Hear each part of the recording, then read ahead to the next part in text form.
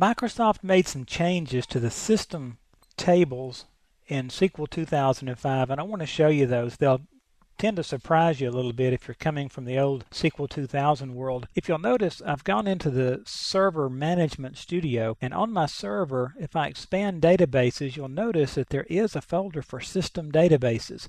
Now, before we go any further, let's talk about these system databases. If you ever plan to certify on Microsoft's database certification, you'll need to understand these. First of all, the master database contains basically all the information that SQL needs to operate the SQL application. It's the metadata for the entire application. For example, there's information in here about every individual database that exists on the server, every column and every table and so forth. So the master database is very important, and you want to make sure that you get a regular backup of that, and I'll remind you of that 400 or 500 times when we get to the backup videos a little bit later on in a different part of the course. So the master database is really the brains, so we want to really back that up and be careful with it.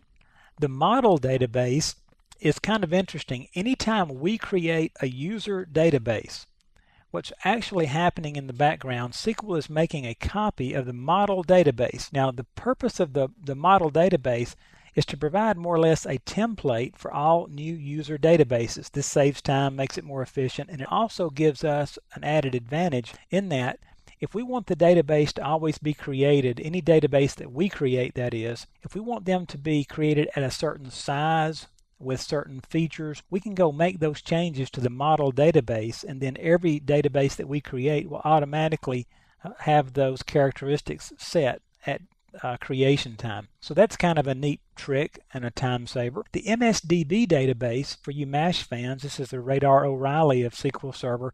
This keeps everyone who has any kind of scheduled activity or job where they should be doing what they should be doing. All of the automation that you can set up, that you'll take a look at later on in the course, is stored in the MSDB database. And this is obviously very important that the MSDB database be backed up once you begin to create jobs and alerts and various automation type features. So that's what the MSDB database takes care of for you. And then the TempDB, this one's very interesting. From time to time when Microsoft's working or when SQL Server's working, it needs to temporarily store data. Let's say it has a large complex thing to do. It will stick part of that data off into a database area and then come back to it later, and it uses the TempDB for that. Now, the TempDB can be used by programmers as well. Just keep in mind it is temporary. On a server restart, everything in the temporary database goes away. So keep that in mind. Now, let me show you the surprising part. Microsoft's done something not really bizarre, but just a little different than what we're used to seeing in previous versions of SQL. If I expand the system databases container and then expand the master database container, you will notice that I have both a tables container with system tables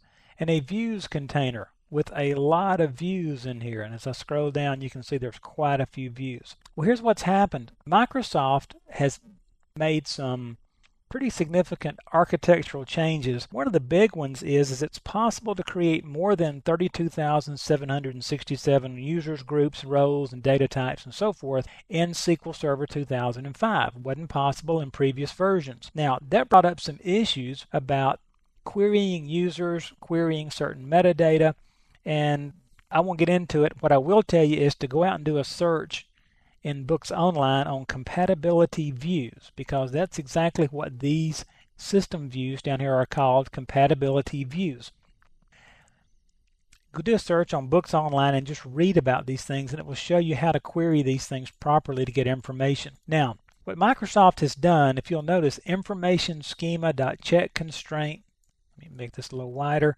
Come on down here, information schema tables. In the past, programmers attempted to utilize some of the data in the master tables. It's a common trick, as a matter of fact. However, it became a problem because programmers wrote a lot of T-SQL code that accessed information from master tables.